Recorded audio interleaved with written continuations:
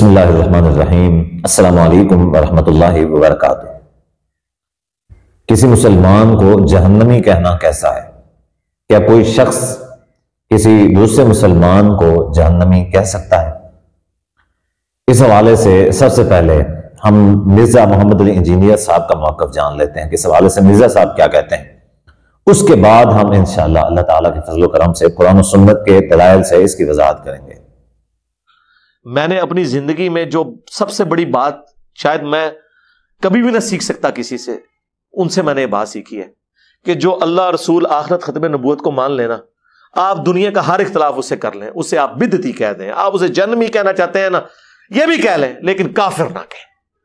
جب کوئی شخص اپنے آپ کو مسلمان ڈکلیئر کیے ہوئے اور قرآن کا، ختم نبوت کا، اللہ رسول کا انکار نہیں کر رہا اور کہیں اسے تعویل کی غلطی لگتی ہے، تو آپ نے جو کچھ کہنا کہہ لیں، لیکن اس کے کفر اسلام کا فیصلہ نہ کریں۔ یہ بہت بڑا فیصلہ ہے۔ مرزا صاحب کہتے ہیں کہ جو اللہ رسول آخرت اور ختم نبوت پہ ایمان رکھتا ہے اس کو کافر نہ کہیں، اس کو کافر نہیں کہہ سکتے، اس کو دنیا جہان کی بڑی سے بڑی گالی دے سکتے ہیں، اس کو جہنمی بھی کہہ سکتے ہیں، لیکن اس کو کافر نہیں کہہ سکتے۔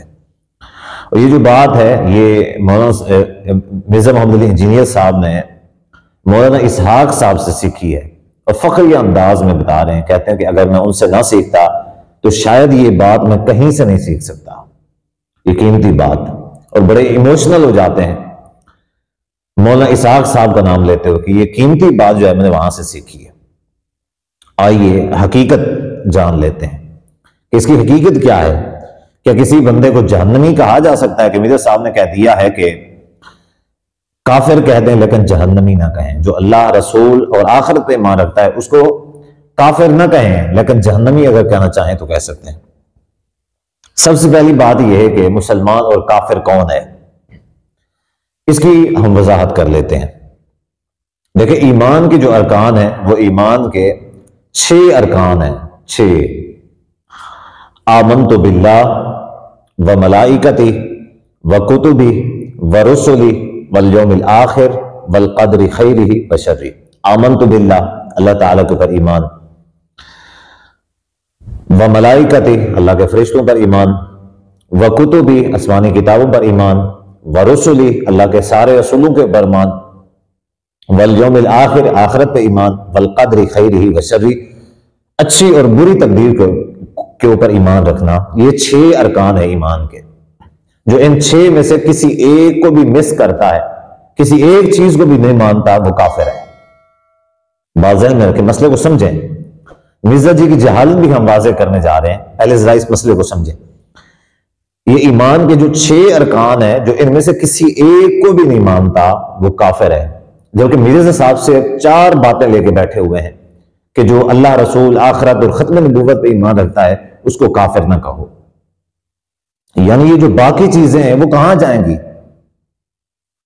باقی جو ایمان کے ارکان ہیں وہ کہاں جائیں گے؟ میرے صاحب کو اتنا ہی پتہ نہیں ہے۔ اہل سنت والجماعت کا عقیدہ ہے، میرے صاحب اپنے آپ کو اہل سنت کہتے ہیں، تو اہل سنت والجماعت کا عقیدہ یہی ہے کہ جو بندہ ان 6 پہ ایمان رکھتا ہے، 6 ایمان کے ارکان جو ہیں ان پہ ایمان رکھتا ہے، وہ مسلمان ہے۔ جو ان 6 میں سے کسی کا بھی انکار کرتا ہے، کسی ایک کا بھی، تو وہ دائرہ اسلام سے خارج ہے، وہ کافر ہے۔ اب کافر اور جہنمی، یہ تو مسلمان اور کافر کے درمیان فرق ہو گیا پہلے جو ہم نے بتایا، لیکن اب کافر اور جہنمی کے اندر کیا فرق ہے؟ کہ کیا جو کافر ہے وہ جہنمی ہے؟ کیا جو کافر ہے اس کو جہنمی کہہ سکتے ہیں؟ جی نہیں، کسی کافر کو ہم جہنمی نہیں کہہ سکتے۔ مرزا صاحب تو یہ کہتے ہیں کہ اس کو اب کافر نہ کہیں لیکن جہنمی بے شک کہہ دیں، لیکن یہ جو جہنمی ہے یہ کسی مسلمان کے بارے میں کہنا تو دور کی بات ہے، کسی کافر کے بارے میں بھی نہیں کہنا چاہیے۔ کسی کافر کے بارے میں کیوں جہنمی نہیں کہنا چاہیے؟ اس وجہ سے کہ ہمیں اس کے بارے میں نہیں پتا اس کی تقدیر کے اندر کیا لکھا ہوا ہے۔ وہ کل کو مسلمان ہو جائے، توبہ کر لے، اسلام قبول کر لے، تو جب اسلام قبول کر لے گا تو اس کو ہم جہنمی کیسے کہہ سکتے ہیں؟ جہنمی کا تو مطلب یہ ہوتا ہے کہ جو جنت میں جائے نہ، جس کے جنت میں جانے پہ پابندی ہو، جہنمی تو ہم اس کو کہہ سکتے ہیں۔ اب اگر وہ توبہ کر لے، مسلمان ہو جائے، اور اچھے عمل کرے، ہو سکتا ہے کہ اللہ تعالیٰ اس کے سارے گناہ معاف کر کے اس کو جو ہے نا جہنم میں ڈالے ہی نہ، جنت میں داخل کر دے۔ یا یہ بھی ہو سکتا ہے کہ اس کی جو برائیاں یا چھوٹے موٹے کچھ گناہ ہوں گے، اللہ تعالیٰ ان گناہوں کے بقدر اس کو جہنم میں داخل کرے، پھر اس کے گناہوں کی سزا دے کے اللہ تعالیٰ اس کو نکال کے پھر جنت میں داخل کر دے۔ تو جہنمی کسی مسلمان کو کہنا تو دور کی بات ہے، کسی کافر کو بھی جہنمی نہیں کہنا چاہیے۔ مسلمان کو تو ہم جنتی بھی نہیں کہہ سکتے، جہنمی کہنا تو پھر بھی دور کی بات ہے۔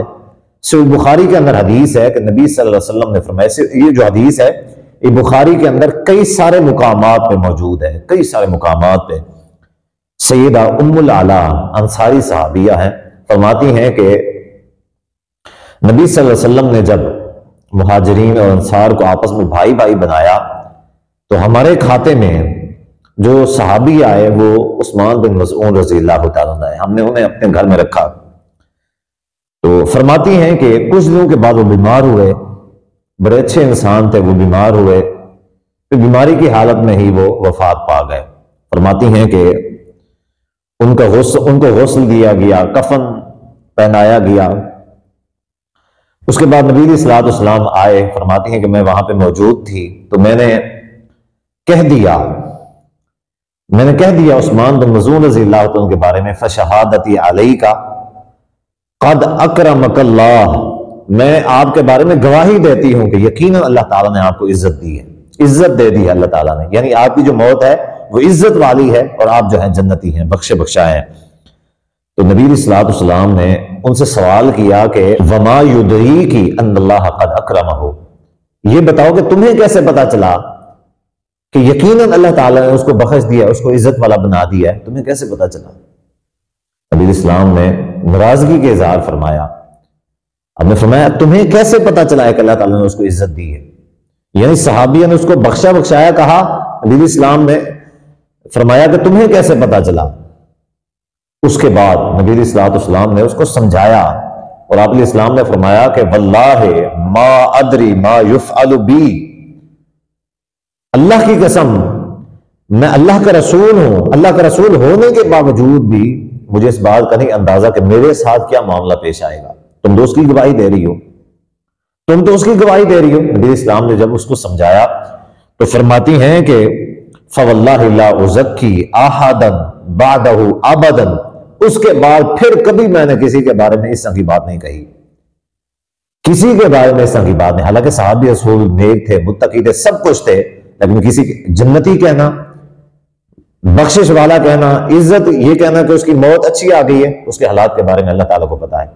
اور اہل سنت والجماعت کا عقیدہ یہی ہے، کوئی بھی مسلمان ہے جو ارکان اسلام کو مانتا ہے ہم اس کو مسلمان کہتے ہیں، ارکان ایمان جو ہیں ان پہ ایمان رکھتا ہے ہم اس کو مسلمان کہتے ہیں، اور جس کو ہم مسلمان کہتے ہیں اس کو کافر کہنا حرام ہے، کافر کہنا اس کو حرام ہے، اور اسی طریقے سے اس کو جہنمی کہنا بھی حرام ہے، جسے کافر کہنا حرام ہے۔